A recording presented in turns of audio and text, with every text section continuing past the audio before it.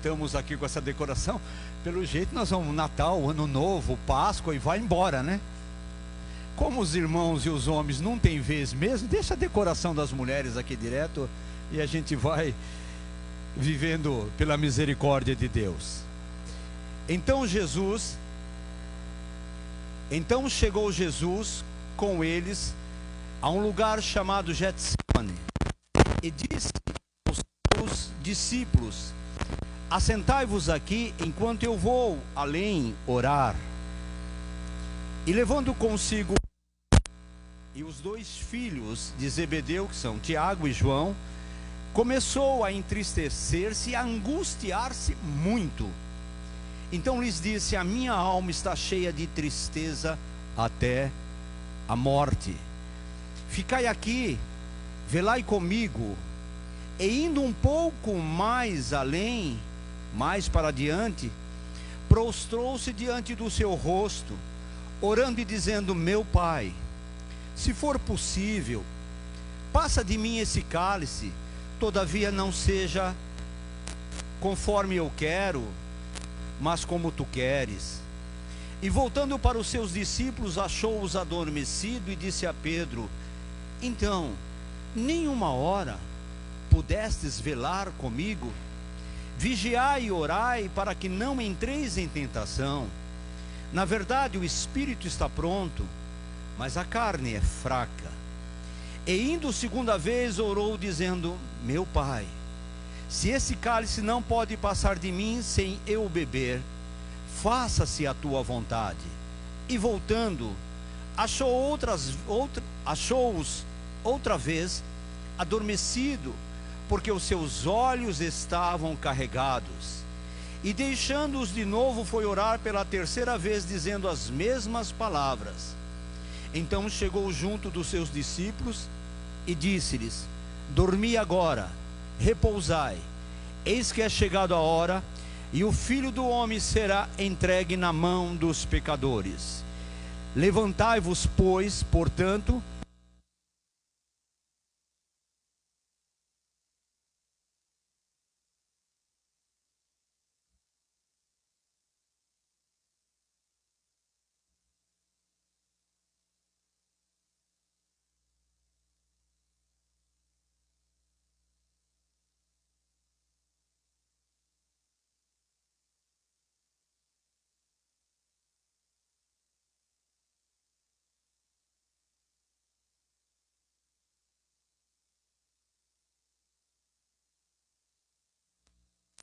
Jesus.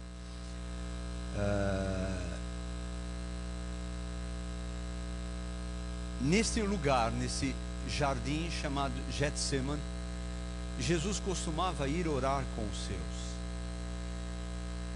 E este momento foi um momento de importância maior ainda, porque antecedia o momento do seu calvário, da sua paixão, o momento da sua crucificação. E ele sabia o que ele teria que passar pela frente.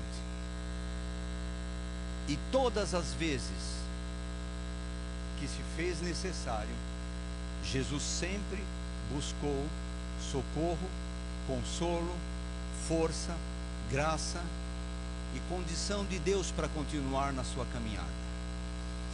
E Jesus junta os seus 11, Judas já tinha se desviado e estava num processo de negociação de valores para poder trair o seu querido amigo e mestre Jesus. Jesus junta os 11 e vai para aquele lugar chamado Getsemane para orar, para se preparar para aquilo que nos próximos dias ele teria, que viver. E acontece algumas situações, Jesus passa por algumas situações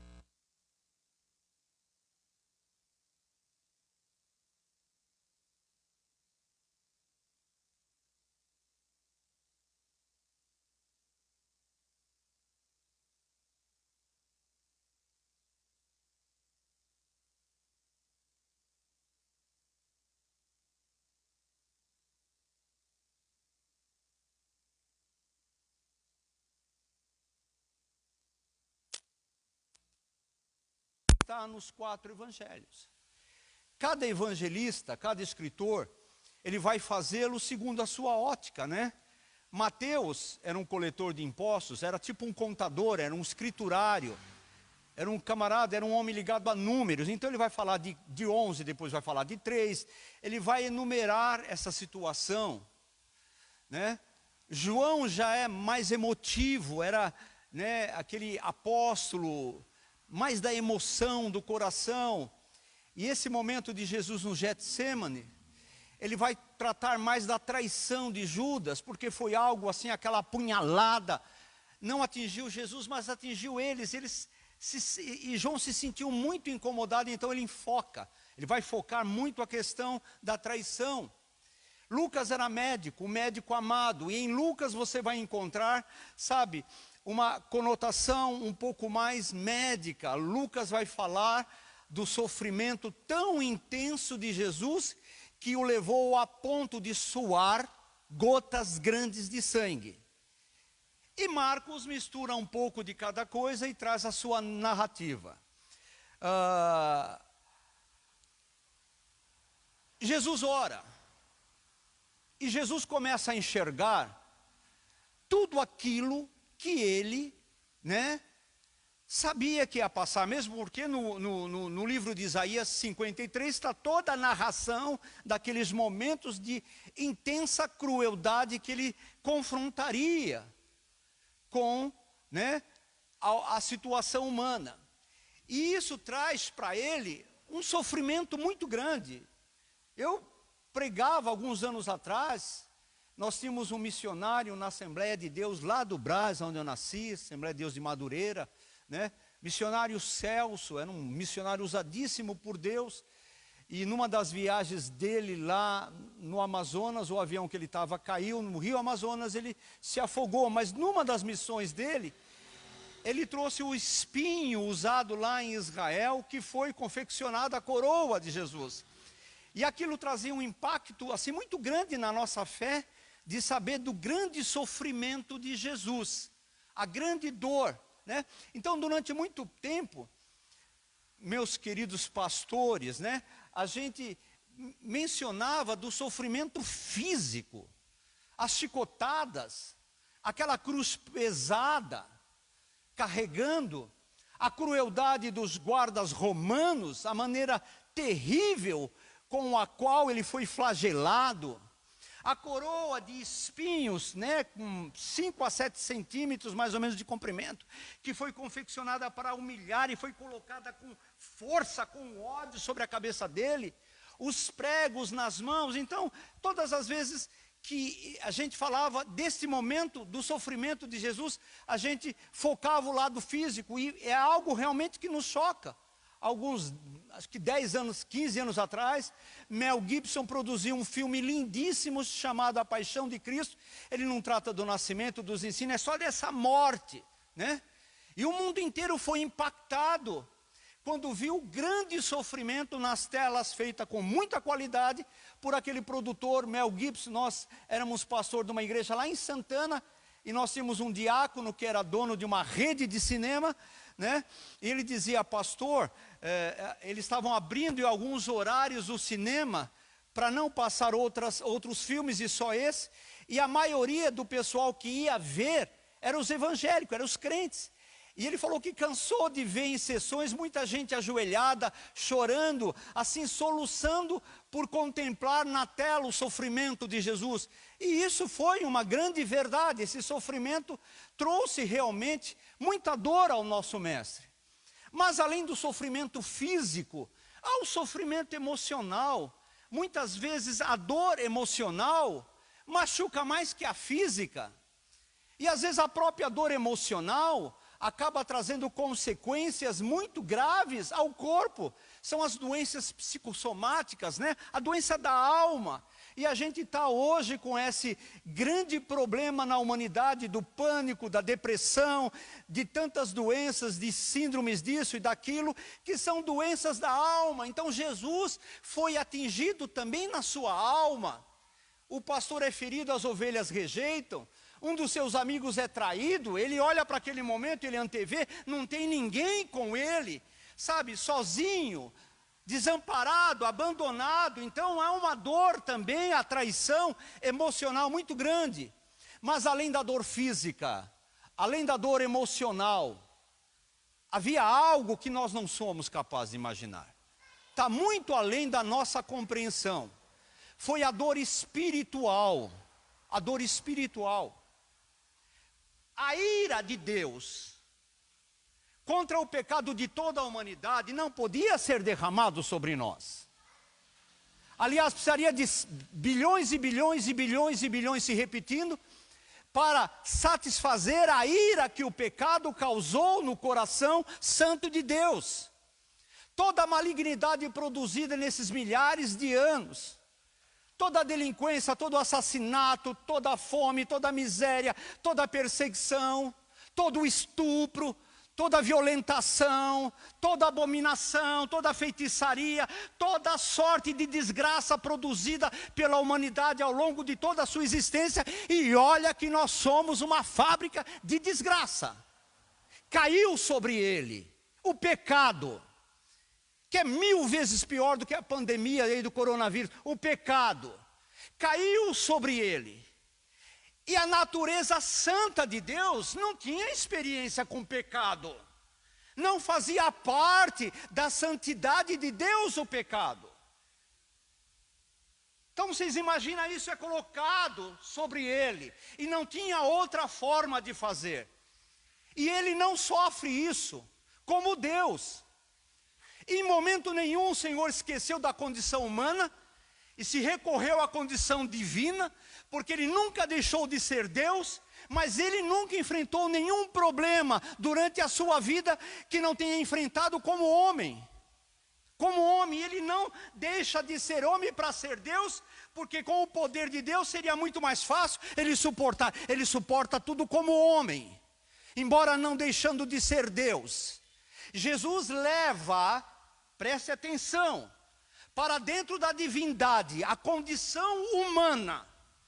Tanto assim, que quando nós formos arrebatados, e glória a Deus por esse dia que está tão próximo, quando nós chegarmos e tivermos um encontro, nós teremos um encontro com Jesus, que é Deus num formato humano. Quando ele ressuscitou, ele não ressuscitou com 20 metros, ele não ressuscitou com luz que cegou todo mundo. Ele ressuscitou numa condição que disse: olha, Tomé, toca aqui em mim. Eu não sou apenas espírito, eu tenho carne. Pega no meu lado. Ele come, ele bebe. Mas ele leva essa condição humana para dentro de Deus. Tanto assim, que diz na palavra do Senhor que quando ele chega lá nos céus, seus amigos perguntam: que feridas são essas em tuas mãos? As feridas causadas pelo nosso pecado continuará com ele eternamente, pastor Paulo. Quando nós estivermos lá depois de bilhões e bilhões e bilhões de anos, não haverá mais tempo.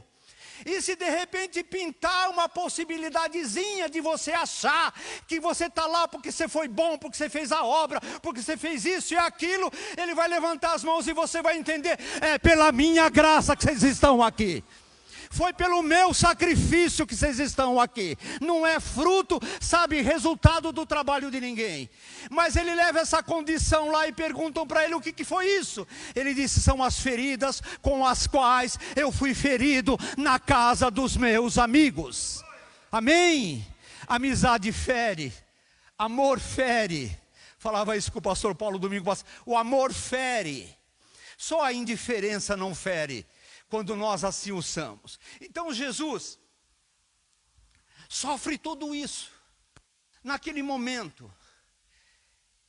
E acontece algumas coisas impressionantes. Lucas diz que ele suou grandes gotas de sangue. Eu fui pesquisar um dia, tem um termo chamado hematidrose. O que é isso? É uma condição do organismo que, quando ele é submetido a um estresse agudíssimo, raramente acontece. Alguns vasos se rompem. E se esses vasos sanguíneos estão próximos de algumas mucoses, próximo das glândulas sudoríparas, quando a pessoa vai suar pelo aquele estresse, aqueles vasos vazam sangue, e o suor, na verdade, acaba sendo um suor misturado com sangue. Raríssimas vezes. Então ele suou sangue. E o Senhor está lá. E eu quero trazer isso para a nossa vida aqui. Nós temos sido ensinados. Eu falava com o meu filho hoje, a gente estava caminhando, sobre a preocupação de repente de se pregar um evangelho, né? Chamando as pessoas, vem para a bênção, vem para a cura, vem para a solução, vem para a casa própria, vem para a paz. Quando na verdade a gente sabe que não é bem assim o nosso dia a dia. Mas eu falei por outro lado, se eu for chamar alguém para vir, vem para a igreja que a gente tem luta para você. Vem para a igreja que o trem vai enroscar para o teu lado, mas Deus está contigo. Vem que o Senhor está contigo, mas o sofrimento, o cara vai dizer, não, vou fazer o que lá? De ruim chega eu, de problemático chega eu. Então, lógico que a gente, quando prega, sem nunca deixar de usar a verdade, a gente vai dar uma florida na mensagem para que cause um atrativo. Sinais e tantas operações do Senhor não era para a salvação, faziam parte para que as pessoas se aproximassem e crescem e pudessem ser salvas. Mas a verdade é que a vida do cristão é uma vida de lutas, é uma vida de dificuldades. Por isso que eu pedi para que eles cantassem, as nossas irmãs, há momentos na vida em que nós pensamos em voltar atrás. Há momentos na vida em que a nossa oração é chega. Na linguagem gaúcha, minha mulher, está cheia de parentes meus gaúchos, embora eu seja pernambucano, sabe, a nossa linguagem muitas vezes para Deus é Senhor, deu para ti. Sabe, porque a vontade que você tem é de parar. E nós não somos ensinados em como se conduzir num momento como esse. E analisando esse momento da vida de Jesus, olha que sequência de situações complicada. Jesus junta 11 para orar com ele. E os 11 dormem. Caminha um pouco mais, leva 3. E os 3 dormem. Caminha um pouco mais e ele está sozinho. O que eu quero que você entenda? Que há momentos na sua vida em que teu caminhar vai ser sozinho. E é inversamente proporcional. Quanto maior a luta, quantos maiores angústias, quantos maiores problemas, quantos maiores as dificuldades, quanto maior a dor, menor a quantidade de pessoas com as quais você vai poder contar.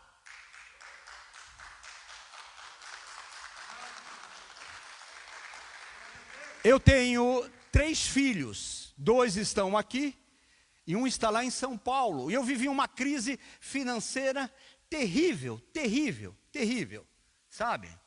Um dia eu conto com detalhe, hoje não é para isso. E nós sempre fomos uma família de festa. Gaúcho gosta de festa, o nordestino gosta de festa.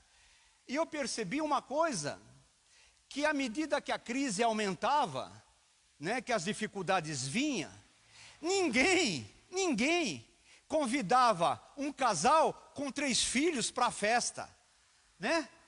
A gente pôde viver um momento em que meu filho Felipe está ali, ele esteve há uma semana atrás lá em Caraguá, interior de São Paulo, lá indo em direção, é o Vale do Paraíba, em direção ao Rio de Janeiro.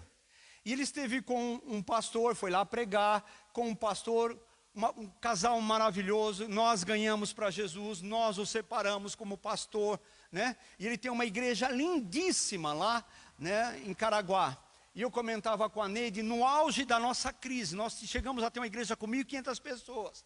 E passamos por alguns processos no auge da crise, do sofrimento.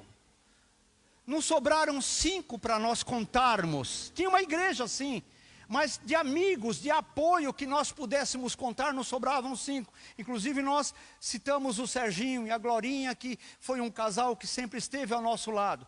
Então, o que eu quero dizer é que na hora que Jesus mais precisava, menos ele tinha. Na hora da dor, na hora das dificuldades, no momento que você tiver que passar, você passará por alguns momentos que você vai se sentir sozinho. Você vai bater numa porta fechada, vai bater numa outra porta fechada. A tua oração parece que tem um céu de bronze. Jesus orou uma vez, não da parte do Pai. Orou 2 vezes, a resposta foi não. O Filho de Deus orando, não. Você vai ter momento de solidão, de lutas. E eu tenho que dizer isso para vocês, porque isso é uma verdade. E nós não podemos vender um evangelho que depois você vai reclamar no Procon que ele não funciona. Jesus disse: no mundo tereis aflições, mas eu venci. Jesus disse: não fica preocupado com o mal de amanhã, depois de amanhã, basta cada dia o teu mal, você vai ter um mal hoje.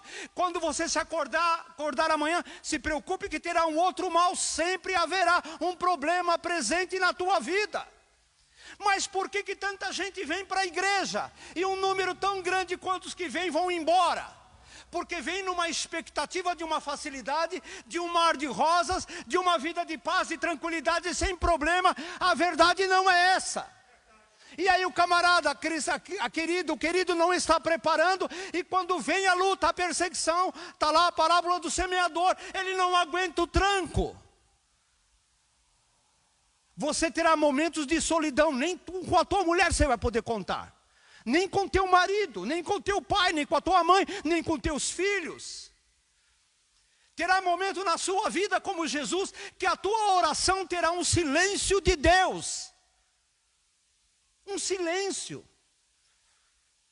Eu fiquei chocado quando eu entendi isso.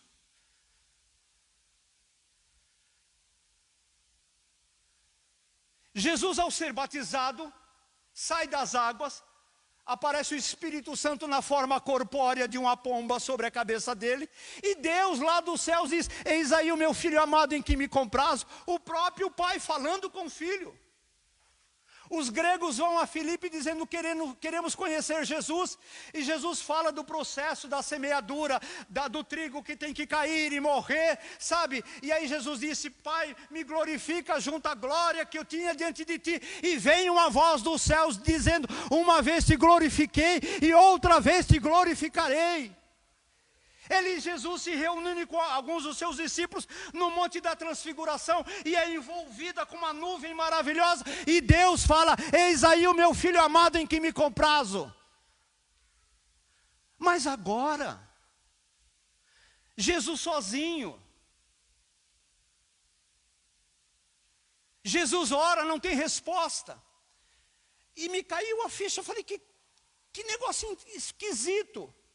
Um anjo, pastor, um anjo vem consolar. E eu fiquei pensando: Deus, o Senhor falou no batismo, falou na hora dos gregos, falou na transfiguração. Não era hora do Senhor se dirigir a teu filho dizendo: estamos juntos, lá na cruz eu vou estar crucificado com você, você não está sozinho. Manda um anjo.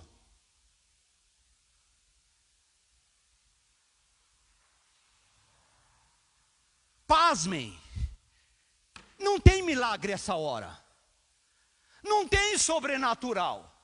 E nós somos um povo viciado e só achamos que Deus está presente quando tem sinais, quando tem sobrenatural. Muitas vezes o milagre vem no silêncio de Deus. Muitas vezes o milagre vem no gemido, numa Ana que está lá abrindo a boca, gemendo, sofrendo, e o sacerdote não é capaz de discernir o que está vendo nos lábios dela.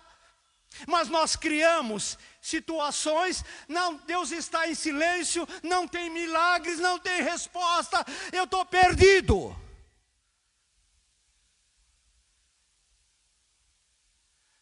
Quantas vezes eu orei e eu não tive resposta nenhuma?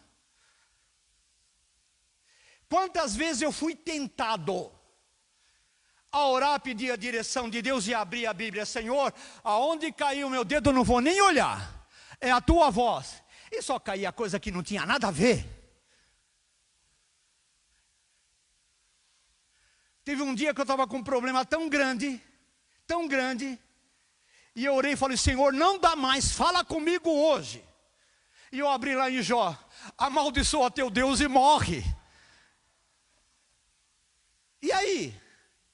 Nós forçamos situação.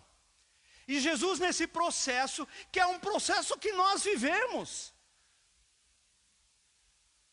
desconfie da pessoa que Deus fala toda hora com ela, da pessoa que tem milagre toda hora, da pessoa que... Eu já vi pastores pregando aqui, me perdoe os irmãos, eu não sei o que vocês acreditam, que ele está pregando aqui, ó, e ele está antenado com Deus. Senhor? Não, Senhor, eu não vou falar isso não. Senhor, não, agora falei, que isso? Queria eu, Senhor. Queria eu uma ligação. Não, Senhor, se eu falar isso agora, o povo vai se escandalizar. Não, Senhor, eu não vou, eu já vi isso. Não vou citar, é uma igreja gigantesca, referência para o mundo inteiro, num congresso que eles têm, não vou dizer mais nada que vocês matam a achar. Eu vi isso. Não, Senhor. Falei, mas que comunicação direta é toda hora, é o tempo todo, Deus não faz mais nada, é só ali com aquele camarada. E comigo, Senhor, na minha angústia, Davi disse: Senhor, Tu és um Deus que se escondes.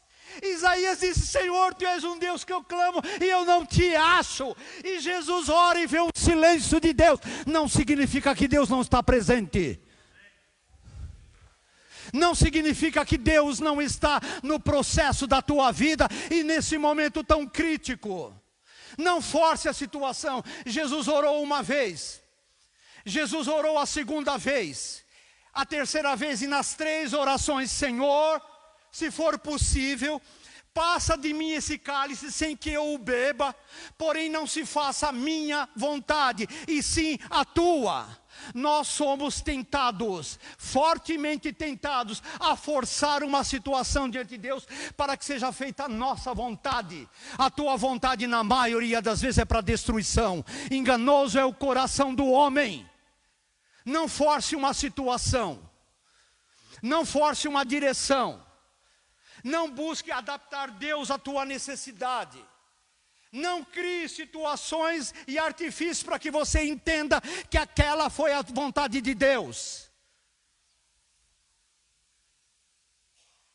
E Jesus volta para os seus discípulos e os encontra dormindo e com as vistas sobrecarregadas. Momento de angústia, momento de dor, momentos de dificuldades. São momentos de sono espirituais. Todo primeiro domingo do mês, nós lemos aqui em 1 Coríntios 11, 23, por causa disso há entre vós muitos fracos, muitos doentes e muitos que dormem. A dor, a angústia, o sofrimento, tem uma capacidade enorme de nos fazer dormir espiritualmente. De fazer com que os nossos olhos fiquem sobrecarregados, que você não enxergue mais Deus, que você enxergue problema, ampliado. É um Jesus que caminha no mar, no momento em que os discípulos estão no barco, o barco quase afundando, e eles, ao invés de ver a salvação, veem um fantasma. Cuidado com aquilo que você vê nesse momento, cuidado com aquilo que você ouve neste momento. A tua mente pode estar conturbada por um sono espiritual, e os teus olhos estão sendo impedidos pela dor de enxergar realmente o que está acontecendo.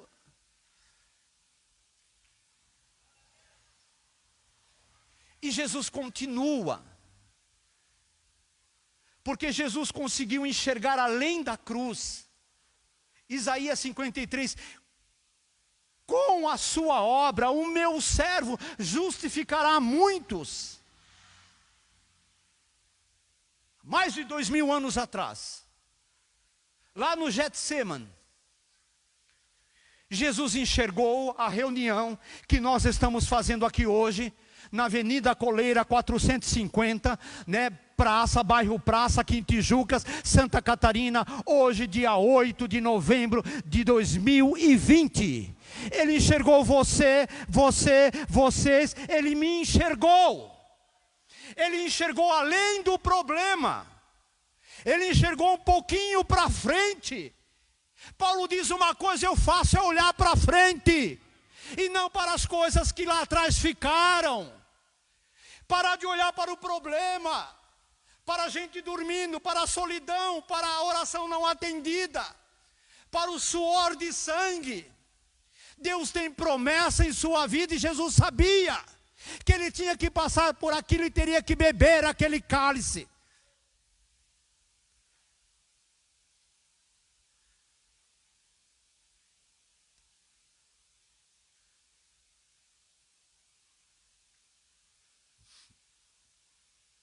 Há um louvor que nós estávamos cantando lá na Serra. Eu fiquei uma semana lá em São Paulo, da Adebras, muito bonito, que diz: vem cantar louvores ao Senhor antes de atravessar o mar. Miriam cantou com uma porção de mulheres: só o Senhor é Deus, só o Senhor é Deus. Depois de atravessar o mar, há uma vitória muito grande, irmãos, quando eu começo pela fé a entender. É difícil, mas é a grande diferença na vida. É difícil, mas é o que muda a tua vida. É difícil, mas é o que faz você deixar de ser uma criança, no sentido de maturidade espiritual, para ser um maduro espiritual. É você enxergar, olhe para cá, enxergar que além da dor, que além da angústia, que além da oração não respondida no tempo e da forma que você queria, que além de estar sozinho na solidão, que além de você não ver milagres nem socorro, mas há promessas de Deus sobre a tua vida. O teu caminhar é sobre a palavra do Senhor, não é sobre aquilo que você sente, aquilo que dizem. Eu dei uma nota no domingo, o pastor Paulo pregou de esclarecimento em cima de uma palavra de um pastor que eu tinha até então um respeito muito grande lá, de uma mega igreja lá em São Paulo, aonde por uma questão de falta de lucidez, de uma vaidade exacerbada, ele coloca que a Bíblia tem que ser atualizada, que a Bíblia não pode ser interpretada, e a Bíblia não é autossuficiente. Ela precisa de socorro, porque a Bíblia e a igreja já não têm resposta para os problemas atuais. E ele cita uma série de problemas de ordem sexuais, de racismo, de tantas coisas. E milhares de pessoas entram nessa malignidade dizendo: a Bíblia é boa, sim, mas tem um livro de autoajuda, eu tenho lá um profeta que tem uma outra palavra. Mas nós somos um povo reconhecido e identificado com o povo que segue esse livro. Um povo que tem compromisso com essa palavra. E essa palavra diz em Romanos 8, depois de Paulo enumerar uma infinidade de problemas pelos quais ele passou, e outros tantos que ele poderia passar, ele diz: o que vai nos separar do amor de Deus? A angústia, a perseguição, a fome, a dor, o passado, o presente, o porvir, as potestades, os principados. Por amor a Ele nós somos entregues à morte todos os dias. Fomos considerados a escória do mundo, um lixo, motivo de gozação, espetáculo aos olhos de toda a humanidade. Mas por todas essas coisas, ele conclui de uma forma linda e poética: somos mais do que vencedores, porque nada poderá nos separar do amor de Deus que está em Cristo Jesus, o nosso Senhor. Aplauda o Senhor.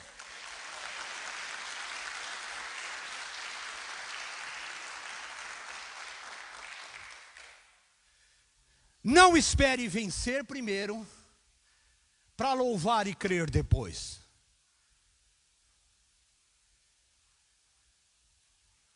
Louve primeiro, santificai-vos hoje, e amanhã eu farei maravilha. Tem um louvor, que eu acho que é a Cassiane que canta, dizendo: está doendo, cante, né? Está gemendo, cante. É isso? Não. Eu sei que cantado, gemendo é complicado. Está doendo, cantar doendo é complicado, né?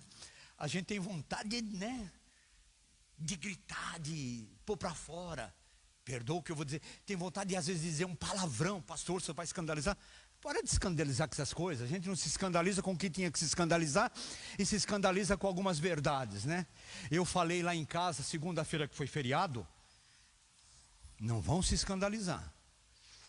Tava minha sobrinha, tava todos os gaúchos lá em casa, e eu contei experiência. Eu fui diretor, logo que eu me formei, há muitos anos atrás, numa empresa lá no bairro Bela Vista, em São Paulo, chamado bairro Bexiga, né?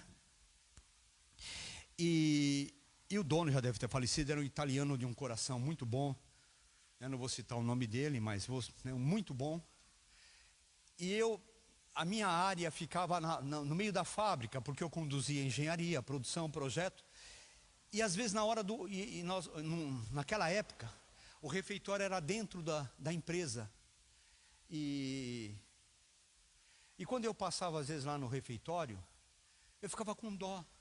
Eu via gente comendo um arroz com feijão, às vezes a semana inteira com ovo.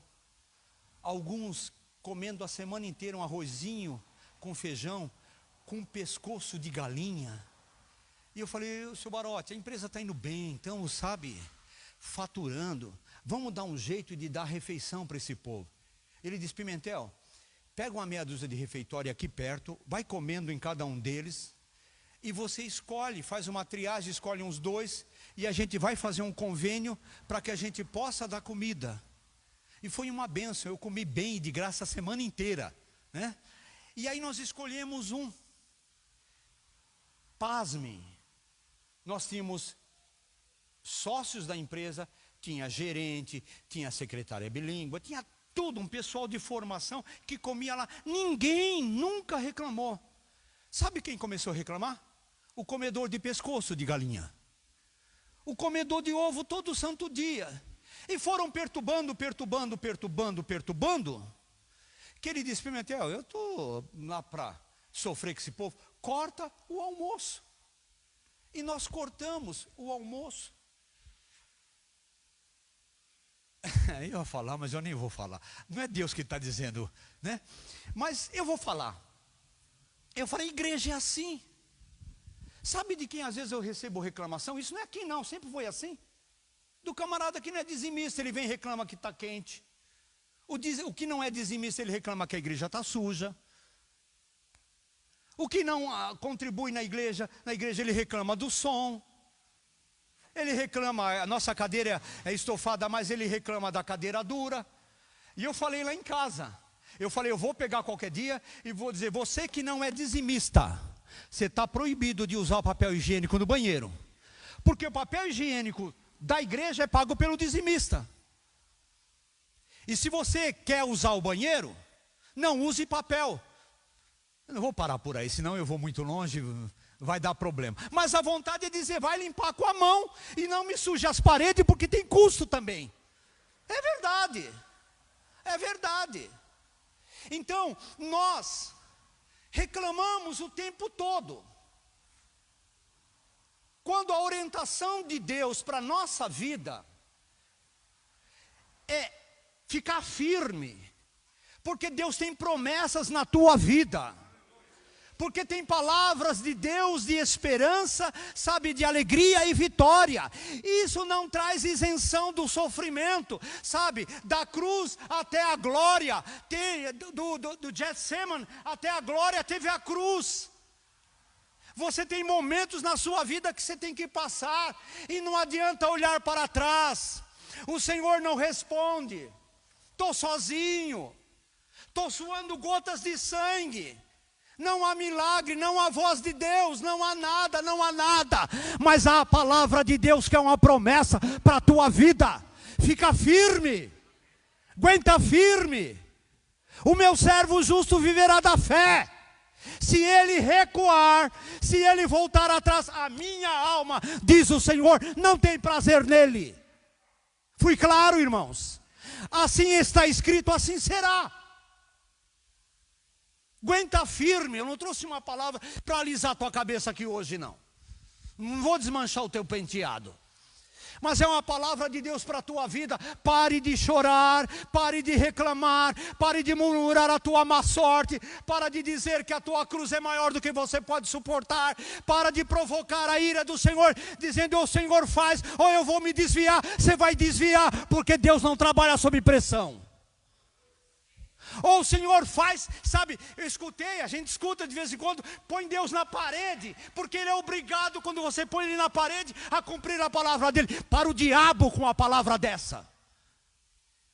Quem somos nós de colocar Deus na parede? Conte com a misericórdia e a graça dEle, e não com intransigência e com pressão. Deus não aceita pressão.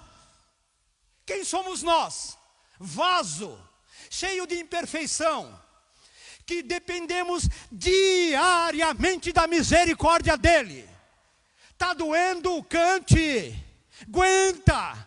Para de ir para a internet comunicando a todo mundo o teu sofrimento, espalhando intimidade, problemas de ordem familiar. Vai para a presença de Deus, ora. Não respondeu, ora mais um pouco. Não respondeu, ora mais, porque aquele que há de vir virá e não tardará, porém o justo viverá da fé. Se o Senhor tivesse parado no meio do caminho, Pedro, você não estaria aqui, ninguém estaria aqui. Mas Ele aguentou, sozinho. Você vai ter momento na tua vida, Shirley, que é sozinha.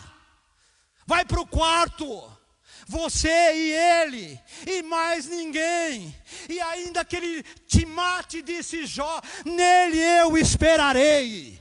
Espera no Senhor, continua, clame ao Senhor, caminhe, não desespere, não pare, porque a qualquer dia desses a tua vitória virá, porque o Deus que prometeu é poderoso para cumprir a sua palavra até o momento final. Aplauda o Senhor. Aleluias.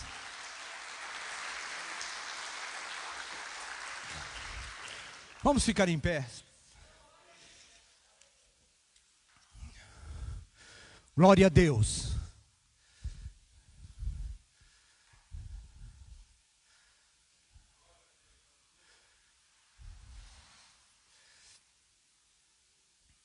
Amém. Deus falou com a nossa vida aqui nessa noite. Como fala sempre, não é porque eu estou pregando, eu não tenho essa ojeriza de porque eu estou, Deus fala. Até isso a gente tem que conviver. Está na igreja faz 300 anos. Quando vem o missionário ungidíssimo, consagradíssimo, poderosíssimo, aí Deus fala. A gente fica arrancando o toco a vida inteira, Deus não faz nada. Aí aparece o missionário, agora Deus vai resolver tudo. Dá um tempo, irmãos. Fosse assim, você já teria nascido há 2000 anos atrás para estar resolvendo. Tem gente que acha que veio esse mundo para resolver os problemas de Deus. Mas Deus nos usa, como usa a vida de todos vocês que estão aqui. E Deus tem falado conosco aqui nessa noite. Não sei se entrou alguém aqui com o pensamento de voltar atrás. Porque a dor está difícil, a luta está grande. Com o pensamento dizia, chega, meu casamento acabou, vou embora. Estou vindo para um culto de despedida. Vou dar adeus a Deus e estou indo embora de casa. Estou indo para um culto dizendo, a partir de hoje acabou. Vou sair daqui e me matar. Vou sair da igreja. Vou sair da minha casa. Vou largar a minha fé. Por quê? Porque não está dando. Porque minha cruz é pesada. Porque eu estou suando sangue. Porque Deus não me escuta. Porque não vem profeta, não tem sinal, não tem anjo falando, não tem nada. Mas Deus está dizendo aqui nesta noite, que ainda que fosse possível uma mãe se esquecer de um seu filho, Ele jamais se esqueceria de ti, ó Israel. Deus está dizendo para você que nessa noite, que Ele tem os seus nomes escritos nas palmas da mão dEle. Todas as vezes que Ele abre a mão dEle, Ele vê o teu nome lá, Roseli. É muito lindo isso. Eu preguei um dia desse aqui sobre Maria Madalena, e nós falamos que Jesus conhecia Maria Madalena, não como Lilith, mas como Maria Madalena. E lá num das cartas no Apocalipse, diz que Ele vai nos dar uma pedrinha branca com um novo nome escrito, que ninguém conhece senão Ele que deu e a pessoa que recebe. Ele te conhece pelo teu nome. Há uma diferença enorme entre o que serve a Deus e o que não serve, e há um memorial escrito diante dEle diariamente, para que Ele olhe para você e diga: eis aí o meu filho amado, eis aí a minha filha amada, em quem me comprazo, em quem eu me alegro. Isso não te isenta de luta, isso não te isenta de dificuldade, mas te dá a condição de dizer: vou em frente. Vou em frente, ó inimiga minha, ó inimigo meu, não te alegres a meu respeito, ainda que eu tenha caído, levantar-me-ei. Se eu morar nas trevas, o Senhor será a minha luz. Não há poder nesse universo contra um posicionamento espiritual desse. Não há demônio. O diabo pode colocar feriado lá no inferno e trazer todos os demônios contra a tua vida. Se você tiver uma convicção dessa, não terá a menor possibilidade da tua fé ser abalada. Eu sei em quem tenho crido, que é poderoso para guardar o meu tesouro até o dia final. Aquele que o Pai me deu, vem a mim. E aquele que vem a mim, de maneira nenhuma o lançarei fora. Ninguém os tira da minha mão. Você é propriedade exclusiva, particular do Senhor, a ponto dele dar tudo o que Ele tinha por você.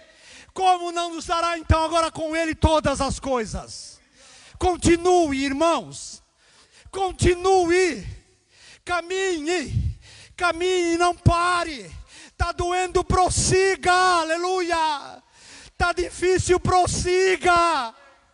Está machucando, prossiga, porque aquele que há de vir, virá, e a tua tristeza se transformará em alegria, e a tua alegria ninguém poderá tirar. É a promessa de Deus para a tua vida, aleluia, aleluia, amém, glória a Deus.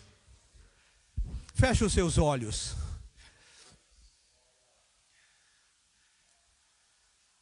Coloque a mão no teu coração, com humildade. Eu suei aqui nessa noite.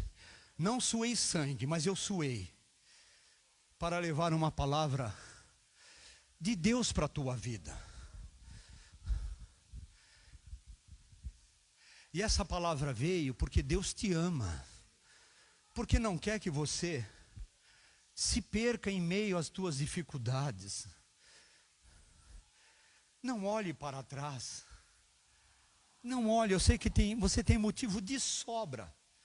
Você tem justificativa de sobra para dizer não dá mais. Mas o teu querido pastor, teu querido Deus está dizendo: aguenta um pouquinho mais. Dá mais um mergulho na mão. Não para no quinto, no sexto mergulho, vá ao sétimo. Continue. Não vá embora de casa. Nesta noite, essa ação maligna que tem colocado o teu pensamento para suicídio será interrompida aqui nesta noite pelo poder poderoso do nome do Senhor Jesus. Toda ação do diabo para destruir a tua família é desfeita aqui nesta noite. Todo sentimento aqui de chega, acabou, joga tudo para cima, para aqui e agora. Porque a palavra de Deus que veio para a tua vida, continue, você não está sozinho. Elias, você não está sozinho. Eu tenho joelhos que não se dobraram. Eu tenho bocas que não beijaram Baal. Continua. Eu tenho um povo que me ama, que clama pela tua vida. Continua, minha irmã. Continua, meu irmão. Não pare, não pare, não pare, não pare, não pare. Não saia da presença do Senhor. Recandalaia neri andalabas. Neri andalabasheri candalahas. Espírito Santo de Deus, Espírito Santo de Deus, nós sabemos da tua presença aqui nesta noite, neste lugar. A tua palavra vem de uma forma muito clara e direta, direta ao ponto. Não é hora de desistir, não é hora de voltar atrás, não é hora de recusar o cálice que você tem que beber. Não é hora. Não é hora de reclamar da não manifestação de Deus. Os olhos do Senhor estão atentos. Cada lágrima sua tem sido recolhida e levada diante do altar do Senhor. Cada clamor, cada gemido não passou desapercebido aos ouvidos do Senhor. Ele te vê, Ele te vê, Ele te vê, Ele te vê, Ele te escuta, Ele te atende, Ele te ama. E Ele nesta noite traz essa palavra de consolo, de fé para a tua vida. Querido Deus e Pai, nós trouxemos essa palavra à tua igreja aqui nesta noite, Pai. Ó Deus, no nome santo do Senhor Jesus, olha para essas vidas nesse lugar, Pai. Olha para os teus filhos aqui nesse lugar, que entraram aqui, sabe, meu Deus, com pensamento de desistir, de sair de casa. Alguém arrumou até a mala, Jesus, e disse: chega. Mas é noite de desarrumar a mala, é noite de desarmar os barracos, é noite de desarmar o coração, porque Deus traz a vitória sobre a tua vida aqui nesta noite. É noite de um novo tempo em tua vida. Olha para frente, tem algo, tem uma porta aberta. Diante de ti eu a coloquei, diz o Senhor, e ninguém poderá fechar. Mesmo que você tenha pouca força, e tendo pouca força guardastes a minha palavra, e não negastes o meu nome. Eu quero que você que está precisando de uma oração especial, que essa palavra falou com a tua vida aqui nesta noite, você saia do teu lugar e venha aqui na frente. Nós vamos orar pela tua vida. Saia do teu lugar e venha aqui na frente. Venha receber Jesus. Venha receber salvação. Venha receber cura nesta noite. Essa palavra não veio vazia aqui. Deus não é Deus de confusão. Eu não fiquei uma hora aqui suando para que algo não fosse feito em função da vontade de Deus em cima de uma necessidade tua. Tem gente que sabe que tem que tomar uma decisão hoje, não amanhã. A palavra do Senhor tem vindo, e quando ela vem, diz o Senhor: não endureçais o vosso coração. Não endureçais o vosso coração. Venha mais para frente. Se houver alguém precisando de um socorro, precisando de uma solução na sua casa, no seu lar, venha aqui na frente. E nós vamos orar pela tua vida. Amém? Toda a igreja estenda as mãos para cá. Nós vamos orar. São queridos e queridas nossos. Eu não conheço a necessidade e o problema, mas Deus sabe, e Ele está aqui por amor a vocês, a todos vocês. Está aqui para socorrer, para abençoar. Eu queria pedir, pastor José, isso? Quem é o pastor José? Pastor José, vem aqui na frente, pastor José, com quem eu falei hoje, por favor, vem fazer essa oração com a igreja. Pastor Paulo, um microfone para ele, por favor. Estendo as mãos para cá.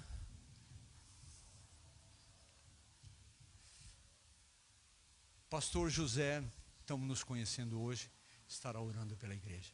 Paz do Senhor. Deus te abençoe. Ore pela igreja, pastor.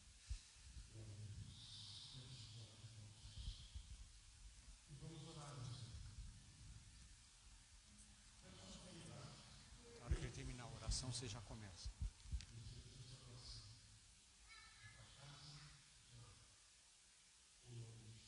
Soberano Deus, Aleluia. E eterno Pai, Glória a Ti, Pai. Aqui está, Senhor querido, a Tua igreja. Nós somos a Tua igreja. Aqui estamos nós, papai. E todos nós, ó Deus querido, necessitamos de Ti. Como o ar que nós respiramos, como o chão que nós pisamos. Nós precisamos de Ti, papai. E nós temos a plena convicção de que o Senhor está com os braços abertos, com os ouvidos atentos a ouvir a nossa voz. E aqui está, papai querido, a cada uma das pessoas que vieram aqui na frente, papai. Nós não conhecemos, como o teu servo pastor falou, não conhecemos o problema de cada um, Senhor. Mas o Senhor é poderoso e sabe de todas as coisas. E aqui estão, Senhor querido, os teus filhos. Papai querido, abençoa para a honra e glória do teu nome, papai. Deus de poder, nós cremos na transformação, nós cremos no milagre. E a tua igreja, Senhor querido, reunida para te adorar, para te bendizer, nós cremos na tua palavra. Muito obrigado a Deus, em nome de Jesus. Amém, glória a Deus. Obrigado, pastor. Depois a gente se apresenta melhor.